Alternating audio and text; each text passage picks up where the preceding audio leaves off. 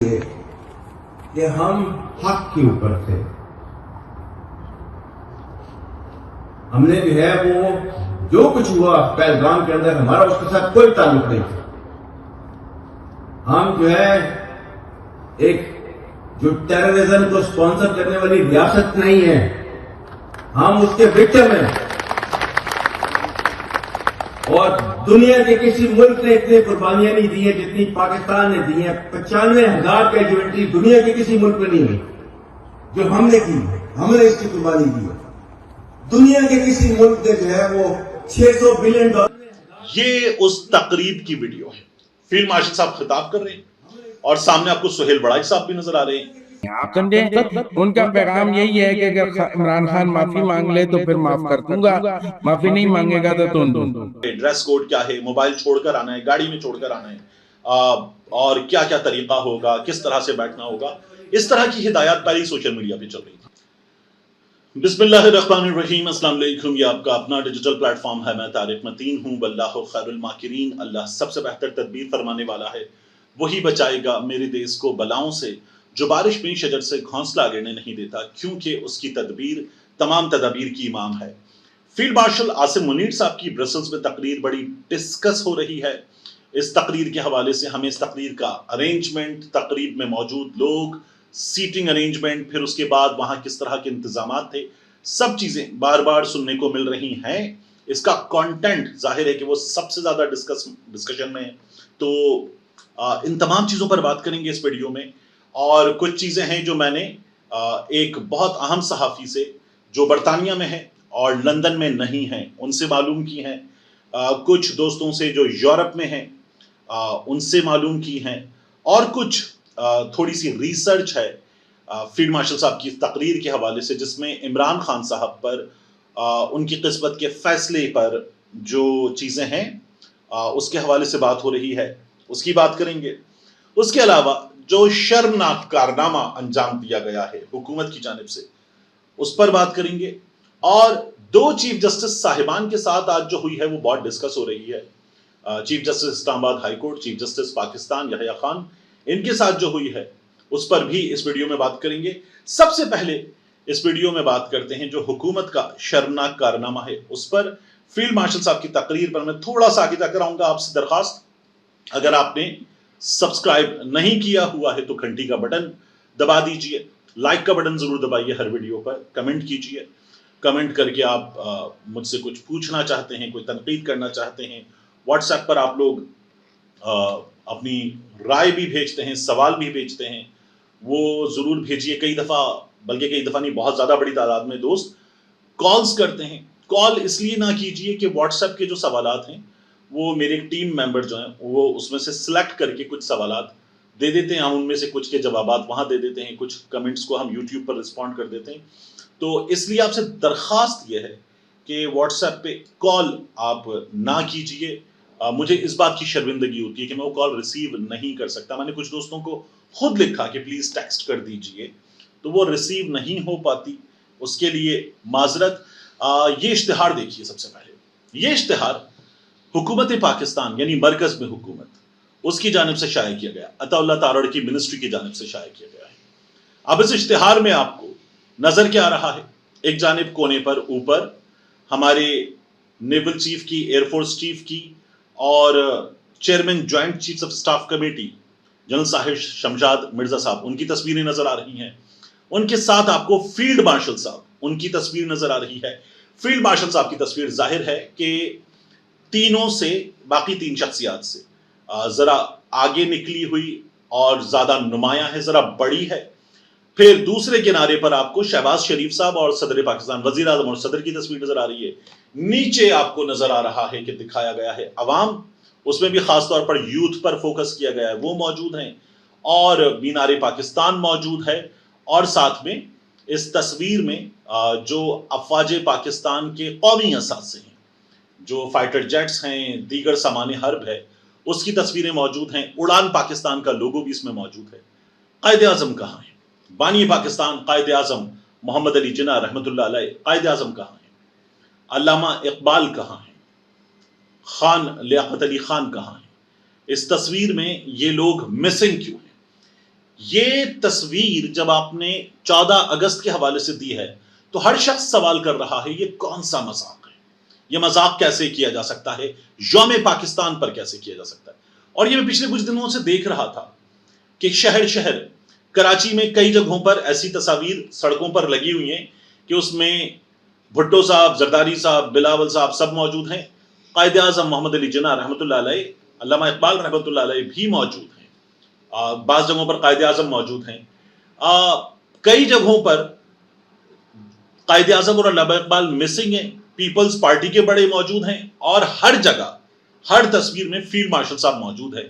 تو میں نے جو آپ سے پہلے بھی کہا تھا شہباز شریف صاحب کے حوالے سے بھی، حکومت نے باقاعدہ طور پر جو ملٹری اسٹیبلشمنٹ ہے ان کو ہر جگہ نمایاں رکھا ہوا ہے۔ ظاہر ہے کہ یہ وہ 14 اگست ہے جو مارکہ حق کے بعد ہو رہی ہے، تو ہم بھارت کو شکست دینے کا جشن، اپنی کامیابی کا جشن بھی منا رہے ہیں جشن آزادی کے ساتھ، لیکن بانیان پاکستان کو ان تمام جگہوں سے مائنس کرنا یہ شرمناک ہے، کم از کم لفظوں میں شرمناک ہے، افسوسناک ہے، اور ہر شخص سوال کر رہا ہے۔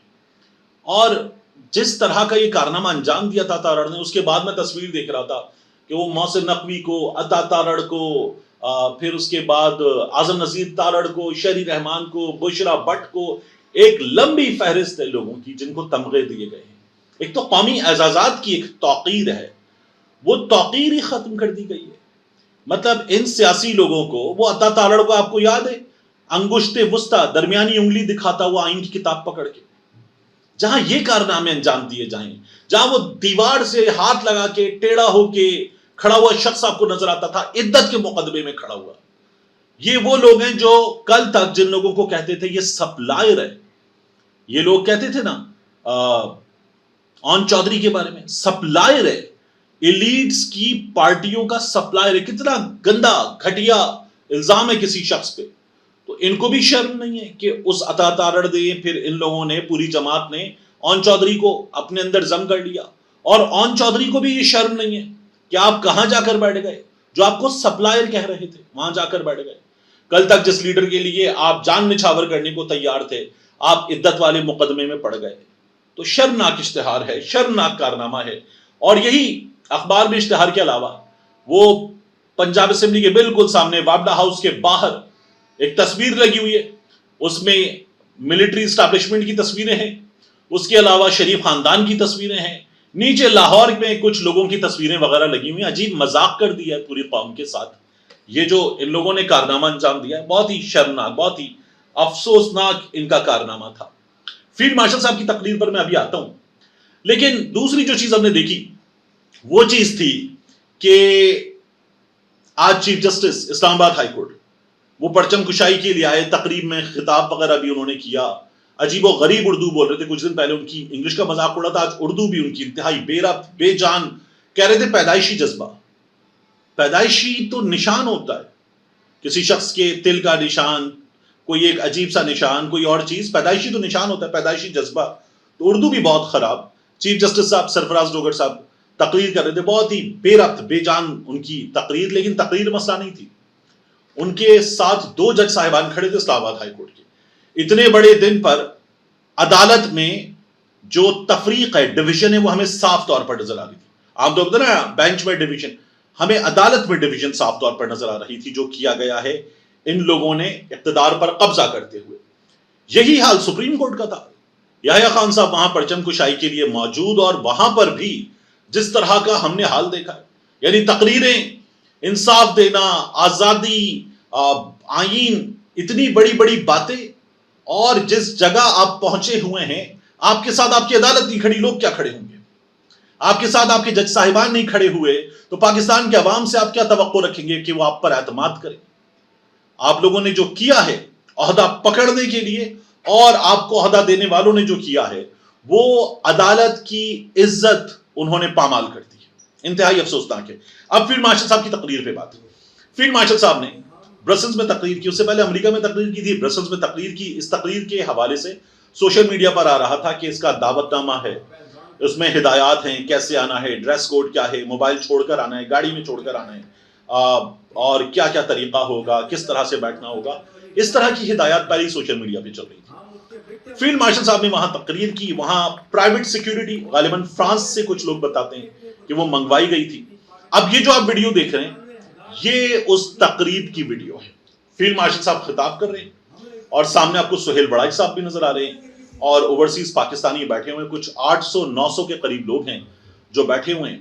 اور اس کی جو ویڈیوز وغیرہ بنائی گئیں چنیدہ وہ خود منتظمین کی جانب سے, یعنی کہ ہمارے سفارت خانے کی جانب سے یا جو اس کا انتظام کرنے والے تھے ان کی جانب سے بنائی گئیں.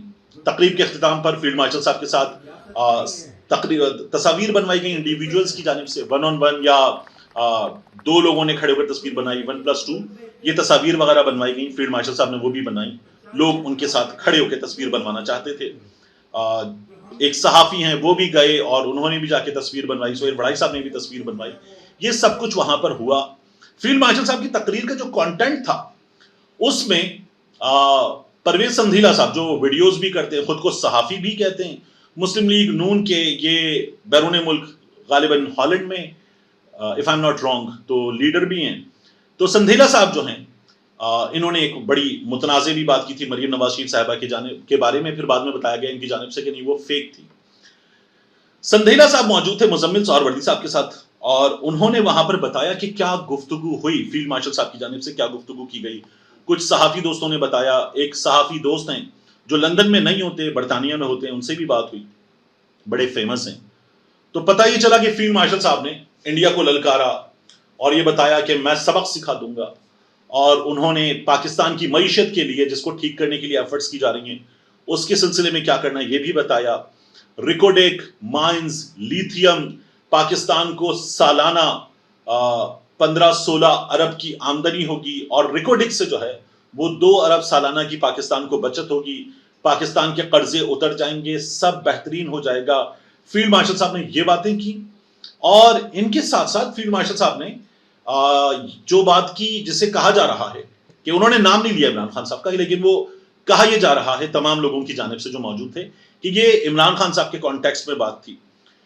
فیلڈ مارشل صاحب بات کر رہے تھے شیطان پر. جب اللہ رب العزت نے تخلیق کیا انسان کو تو انہوں نے یہ بتایا پرویز سندھیلا صاحب نے مزمل سہروردی صاحب کو بھی کہ شیطان جو تھا اسے پرابلم تھا اور کچھ دیگر کو بھی پرابلم تھا, تو دیگر نے معافی مانگ لی, شیطان نے معافی نہیں مانگی. تو فیلڈ مارشل صاحب نے یہ کہا کہ جو معافی مانگے گا اس کے لیے معافی ہے, معافی مانگنی چاہیے اور معافی مانگنے والے کو معافی ملنی چاہیے. کوئی یہ سمجھتا ہے کہ اس سے غلطی ہوئی ہے تو وہ سچے دل سے معافی مانگے, اس کو معافی ملے گی. اور انہوں نے پھر یہ بھی کہا کہ اللہ رب العزت جو ہے وہ رسی دراز کرتا ہے, جو رسی پر بات ہے ان کی رسی کھینچی جائے گی, ٹائٹ ہوگی اور معافی مانگے گا اور معافی مانگنی پڑے گی. اس طرح کی بھی بات ہوئی اور یہ جو ہے یہ سب معافی مانگیں گے. تو لوگ یہ کہہ رہے ہیں کہ یہ عمران خان صاحب کے کانٹیکسٹ میں بات ہوئی ہے, لوگ یہ بھی کہہ رہے ہیں. یہ عمران خان کے لیے انہوں نے کہا نا کہ اگر معافی مانگ لے تو گنجائش ہے, معافی نہ مانگے تو گنجائش نہیں ہے. آپ سمجھیں ان کا پیغام یہی ہے کہ اگر عمران خان معافی مانگ لے تو پھر معاف کر دوں گا, معافی نہیں مانگے گا تو تم دوں. جی بالکل یہ بالکل بات ہے. میرا بھی یہی خیال ہے. شیطان کی پوری مثال دے کے ان پہ ہمیں بتانا یہی چاہتے ہیں. تو یہ چیزیں ہیں. اور انہوں نے یہاں پر بھی اس سے پہلے جب وہ امریکہ گئے تھے, جب ان کی اوورسیز پاکستانیوں سے خطاب کے بعد ٹرمپ سے بات ہوئی تھی, تو ٹرمپ سے بات کرنے کے موقع پر اوورسیز پاکستانیوں سے خطاب کے موقع پر فیلڈ مارشل صاحب نے انہی چیزوں پر بات کی, یعنی پاکستان کی معیشت پر بات کی, معیشت ٹھیک کرنے پر بات کی, منرلز پہ بات کی. اور تب بھی انہوں نے یہ کہا تھا کہ اگر پاکستان کی خدمت ایک کتا بھی کر رہا ہو, کتا ہی وزیر اعظم کیوں نہ ہو, تو اس کا ساتھ دینا چاہیے, اس کی عزت کرنی چاہیے. اور انہوں نے اب کی بار بھی یہاں پر کتا خدمت ان لفظوں پر بات کی فیلڈ مارشل صاحب نے دوبارہ. تو اس کو بڑا پاکستان کے موجودہ حالات کے کانٹیکسٹ میں سب سے زیادہ اہم چیز سمجھا جا رہا ہے. اس پر سب سے زیادہ اس وقت بات کی جا رہی ہے کہ یہ پاکستان کے حالات میں جو آنے والے دن ہیں ان کا منظر نامہ بتایا گیا ہے کہ کیا ہوگا, چیزیں کیسے ہوں گی. جیسے چیزیں ہوں گی پاکستان میں ہمارے سامنے آ جائے گا. عدالت کا نظام ہمارے ہاں جیسا ہے ہمارے سامنے ہے، ریاست کا نظام جیسا ہے ہمارے سامنے ہے، حکومت کا نظام جیسا ہے ہمارے سامنے، اور پاکستان کی سیاست اس وقت جس جگہ پر ہے ہمارے سامنے ہے۔ ملتے ہیں انشاءاللہ آپ سے اگلی ویڈیو میں۔